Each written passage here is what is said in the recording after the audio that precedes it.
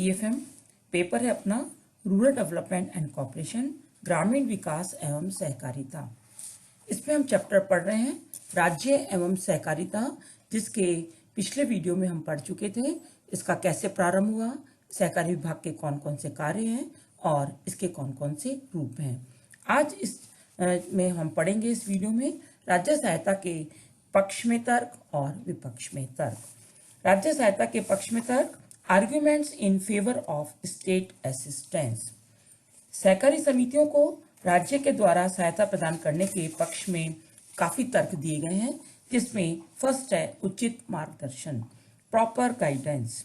सरकार को सहकारी क्षेत्र से सहयोग प्राप्त करने के लिए विभिन्न योजनाओं में व्यापक व्यवस्था करनी पड़ी है। ऐसी परिस्थिति में यह अपेक्षित है कि सरकार इनको उचित मार्गदर्शन प्रदान करे, जिससे उन पर आवश्यक नियंत्रण रखा जा सके और धन का पूरा सदुपयोग हो। नेक्स्ट है स्वयं प्रेरणा का अभाव, लेक ऑफ सेल्फ मोटिवेशन।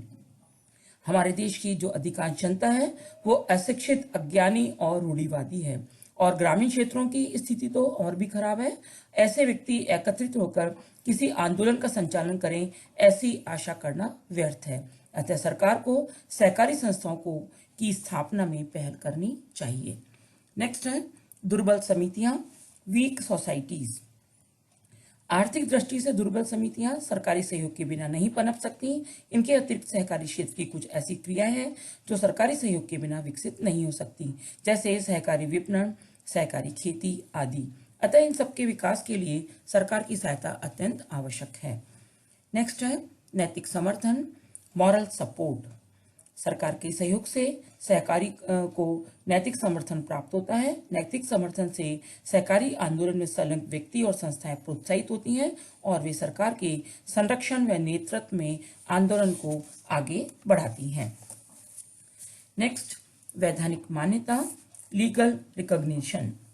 किसी भी आर्थिक व्यवस्था के समुचित संचालन के लिए कानूनी मान्यता और अधिनियम की आवश्यकता पड़ती है। भारत में सहकारिता का विकास सहकारिता अधिनियम बनने के बाद ही हुआ है, और यह वैधानिक मान्यता व अधिनियम सरकारी सहयोग से ही संभव है। सरकार अधिनियम बनाकर सहकारी आंदोलन के विकास को आगे बढ़ाती है। नेक्स्ट लोकहित और पब्लिक इंटरेस्ट। जन सामान्य के हितों की सुरक्षा सरकारी निर्देशन से ही संभव है। सरकार द्वारा इन संस्थाओं को जो धन दिया जाता है उसका उपयोग जनहित में हो। इस प्रकार सरकार इनकी सहायता देने के साथ ही जन सामान्य के हितों का ध्यान रखती है और धन का दुरुपयोग रोकती है। नेक्स्ट है प्रबंध व्यवस्था, मैनेजमेंट सिस्टम। किसी संस्था की सफलता उसकी प्रबंध व्यवस्था पर निर्भर करती है। इससे संस्था की कार्यकुशलता प्रभावित होती है। हमारे देश में सहकारी समितियों का जो प्रबंध है वो कुशल नहीं है। ये समितियां आर्थिक दृष्टि से दुर्बल होने के कारण अच्छे और कुशल प्रबंधकों को आकर्षित करने में हमेशा असफल रही हैं। इस कारण सरकार इन समितियों में कार्य करने वाले कर्मचारियों, प्रबंधकों और श्रमिकों के प्रशिक्षण की व्यवस्था करती है, ताकि इनमें प्रबंध व्यवस्था को सुधारा जा सके। नेक्स्ट है जन सहयोग प्राप्त करना, टू ऑब्टेन पब्लिक कॉपरेशन। सहकारी आंदोलन सरकारी सहयोग व साझेदारी के माध्यम से ही जन सहयोग व समर्थन प्राप्त कर सकता है। कोई भी आंदोलन जन सहयोग या समर्थन के बिना जीवित नहीं रह सकता। अतः सरकारी आंदोलन के लिए जन सहयोग व समर्थन प्राप्त करने की दृष्टि से सरकार सहकारी शिक्षण, प्रशिक्षण व प्रचार व्यवस्था करती है। नेक्स्ट है भावी विकास, फ्यूचर डेवलपमेंट। सहकारी आंदोलन के भावी विकास के लिए समय समय पर अध्ययन दल और विशेषज्ञ समितियां नियुक्त करती हैं, जिससे सहकारिता के मार्ग में आने वाली बाधाओं को दूर किया जा सके और उन्हें हमेशा यथासंभव और भी सपोर्ट करने का प्रयास किया जा सके। एंड लास्ट है विशेषज्ञों की नियुक्ति, अपॉइंटमेंट ऑफ एक्सपर्ट्स। सहकारी संस्थाओं की आर्थिक स्थिति शुरू से ही निर्बल रही है।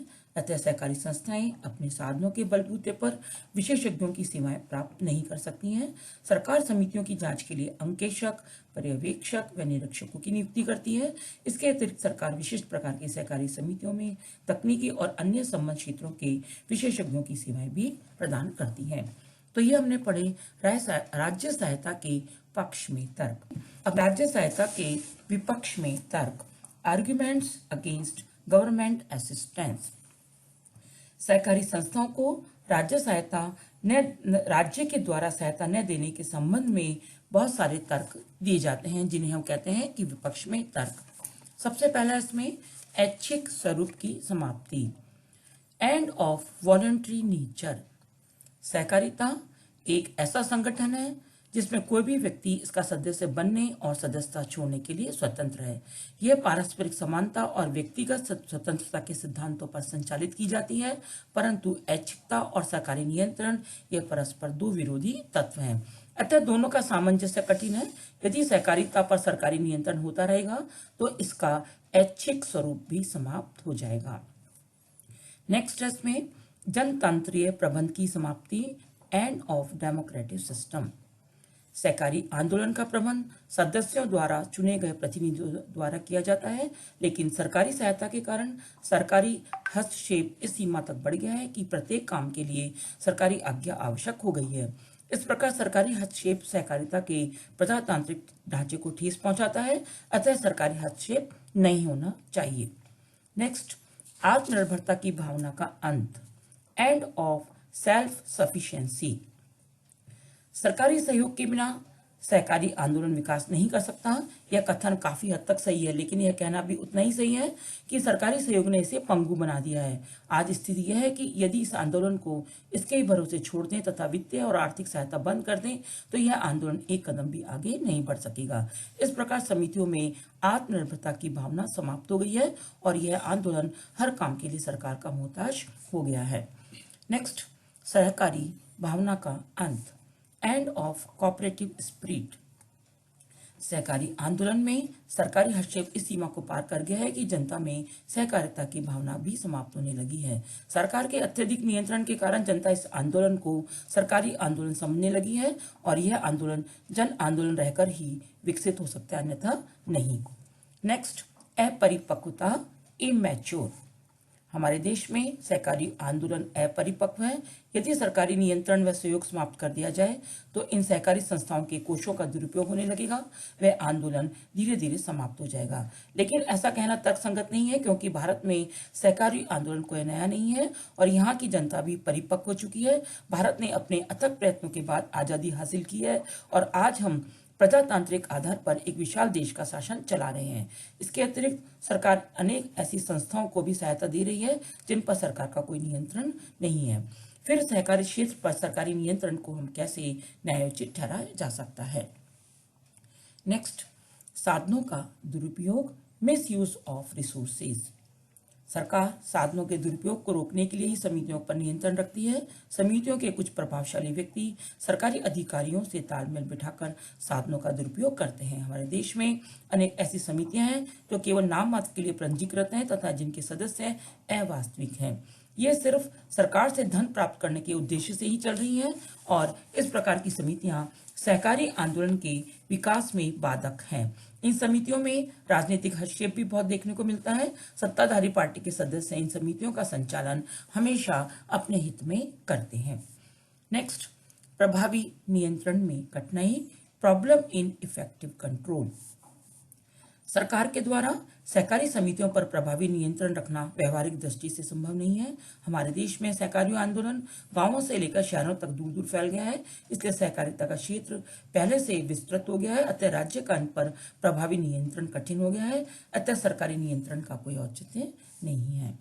नेक्स्ट, लाल फीताशाही, रेड टैपिज्म। सरकारी हस्तक्षेप के कारण सहकारी संस्थाएं भी लाल फीताशाही की शिकार होती जा रही हैं। ये संस्थाएं सरकार पर अवलंबित हो गई हैं। इन्हें हर एक काम के लिए सरकारी सहायता की जरूरत पड़ती है, जिससे इनके कार्यों में विलंब होने लगा है। सामान्यतः सहकारी संस्थाएं व्यावसायिक प्रकृति की होती हैं, अतः विलंब के कारण इन्हें भारी नुकसान उठाना पड़ता है। इन समितियों के अधिकारी सदस्यों के हितों की तरफ ध्यान नहीं देते, जिससे सदस्यों में रोष भी व्याप्त होता जा रहा है। नेक्स्ट, आंदोलन की स्वतंत्रता समाप्त, end of freedom of movement. सहकारी समितियों की प्रबंधकारिणी में सरकारी अधिकारी ही मनोनीत किए जाते हैं। इन अधिकारियों के परामर्श के बिना कोई भी निर्णय नहीं लिया जाता। इस प्रकार यह आंदोलन जन आंदोलन न रहकर राज्य आंदोलन हो गया है। इससे आंदोलन की स्वतंत्रता तो समाप्त हो ही गई है, साथ ही अनेक प्रभावशाली और सत्ताधारी व्यक्ति सरकारी अधिकारियों की सहायता से अपने स्वार्थों की पूर्ति करते हैं और सहकारी समितियों का शोषण कर रहे हैं। एंड लास्ट है प्रशासनिक विकेंद्रीकरण, एडमिनिस्ट्रेटिव डिसेंट्रलाइजेशन। हमारे देश में विकेंद्रित शासन व्यवस्था है, इसलिए ऊपर से लेकर नीचे के स्तर तक सत्ता का विकेंद्रीकरण किया गया है। अगर सहकारी समितियों पर सरकार का नियंत्रण कायम रहता है तो विकेंद्रीकरण का उद्देश्य ही समाप्त हो जाता है। अतः इस उद्देश्य को कायम रखते हुए सहकारी संस्थाओं पर सरकार का नियंत्रण कम से कम अर्थात जहां अति आवश्यक हो वहां ही रखना चाहिए, अन्यथा विकेंद्रीकरण का जो उद्देश्य है समाप्त हो जाएगा। हम निष्कर्ष के रूप में कह सकते हैं कि यहाँ हमने दोनों पक्षों का अलग अलग अध्ययन किया, तो हम कह सकते हैं कि सहकारी आंदोलन को सजीव गत्यात्मक शक्ति और जनप्रिय आंदोलन बनाने के लिए इसका प्रजातांत्रिक प्रबंध और संगठन होना चाहिए। सहकारी आंदोलन को सरकारी हस्तक्षेप से मुक्त करने के लिए एक सक्रिय व प्रभावपूर्ण नीति अपनानी चाहिए। सरकारी सहायता को दीर्घकाल तक किसी भी प्रकार उचित नहीं ठहराया जा सकता। सहकारी योजना समिति ने कहा था कि जैसा कि सहकारी आंदोलन जनता का और जनता के लिए है और इसका संचालन भी अधिकाधिक जनता के द्वारा ही किया जाना चाहिए। यह इतना आवश्यक है कि सरकार द्वारा आंदोलन को प्रेरित करने का अभिप्राय केवल सहायता प्रदान करना, निर्देशन करना और कर्मचारियों को प्रशिक्षित करना है और आंदोलन के ऊपर स्थायी नियंत्रण स्थापित करना नहीं। वास्तव में सरकार ने सहकारी आंदोलन के प्रति सहयोग के स्थान पर उदासीनता की नीति अपनाई है। सरकार को सहकारी आंदोलन के लिए पर्याप्त वित्तीय सहायता और आवश्यक दिशा निर्देश देने चाहिए, लेकिन इसके प्रबंध संचालन में हस्तक्षेप नहीं करना चाहिए। तो आज हम इस वीडियो में हमने पढ़ा राज्य सहायता के पक्ष और विपक्ष में तर्क।